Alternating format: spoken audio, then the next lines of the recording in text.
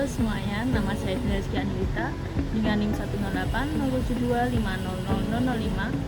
dari Prodi S1 Informatika Kampus Surabaya, Telkom University. Di sini saya akan membawa materi yaitu realisasi nilai-nilai puasa bagi kehidupan masyarakat. Nah, jadi puasa itu apa sih? Puasa adalah ibadah yang dikhususkan untuk menahan diri dari segala makanan, minuman, dan segala hal apapun yang dapat membatalkan puasa dengan niat Allah Subhanahu wa taala mulai dari terbit fajar hingga matahari terbenam.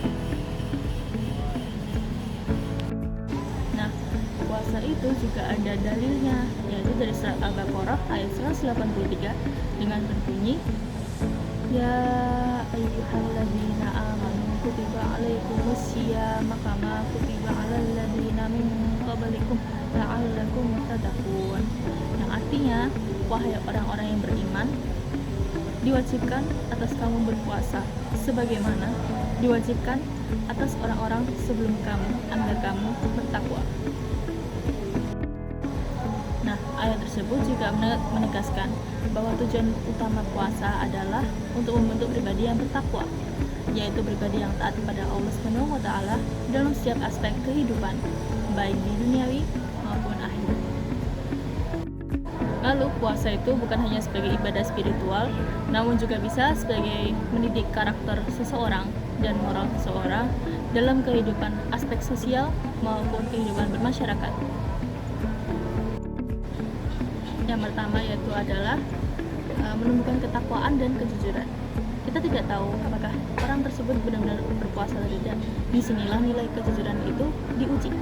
Yang contohnya seperti tidak mencolek waktu ujian maupun bisnis. Lalu yang kedua, berusaha bertakwa dan menjaga amanah yang diberikan.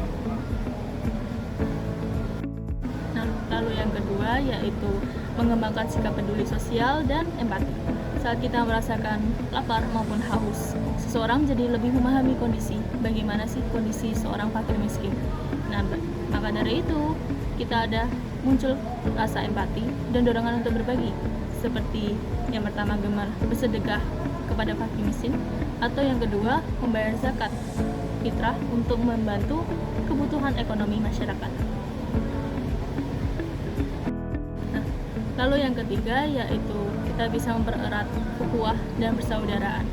Selama bulan puasa banyak sekali kegiatan yang bisa kita lakukan seperti tarawih, kajian, dan buka bersama. Ini bisa memperkuat hubungan sosial dan menumbuh kebersamaan. Seperti contohnya memperbanyak silaturahmi, bekerja sama dalam kegiatan masjid. Nah, lalu yang keempat yaitu melatih disiplin dan pengendalian diri. Puasa mengajarkan seseorang untuk disiplin terhadap waktu, seperti waktu sahur, berbuka, dan ibadah yang lain, membuat hidup lebih teratur dan jauh dari sifat malas. Contohnya yaitu mengendalikan emosi dan tidak mudah marah. Lalu yang kedua, menghindari pertengkaran dan lebih sabar dalam menghadapi masalah. Nah, lalu yang kelima yaitu mengajarkan bagaimana sih bentuk sikap toleransi. Puasa juga mengajarkan seorang muslim bagaimana sih kita memahami dan menghormati hak dan keadaan orang lain. Tidak bisa memaksa orang lain untuk menjalankan apa yang kita lakukan. Yaitu contohnya menghormati umat agama lain yang tidak berpuasa maupun menghindari sikap egois dan intoleran.